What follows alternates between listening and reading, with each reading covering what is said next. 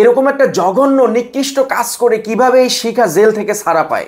Jail থেকে ছাড়া পাওয়ার পরে মিডিয়ার সামনে এসে ইন্টারভিউতে কি কথাগুলো বলতেছে, ওর কথাগুলো শুনে এখন তো মানুষ এই ধরনের নিকৃষ্ট কাজ আরো দিন দিন বাড়িয়ে দিবে। এখন কি হবে, এটা দেখে অন্য মেয়েরা ইন্সপায়ার হয়ে ওই একই কাজগুলো করবে। পরকীয়া যে শুধু ছেলেরাই করে ব্যাপারটা কিন্তু এরকম না, মহিলারাও তো করে। এই যে সবে কদরের রাত্রে একজন ধরা খাইলো এক হুজুর, দেখেননি?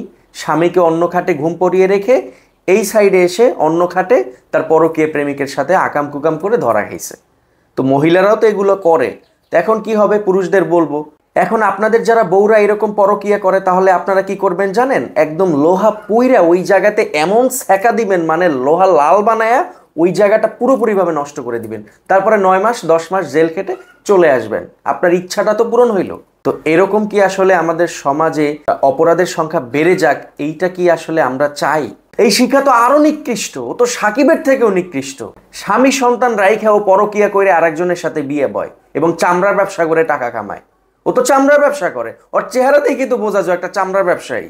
একটা ছেলে যতই খারাপ হোক এই ধরনের কাজ করার অধিকার তো কারো নাই। তার পুরো লাইফটাকে মানে হেল করে দেওয়া এবং নষ্ট করে দেওয়ার অধিকার তো কারো নাই। ধর্ষণের সাজা যদি মৃত্যুদণ্ড হয়ে থাকে তাহলে এই ধরনের কাজের কেন মৃত্যুদণ্ড হবে না?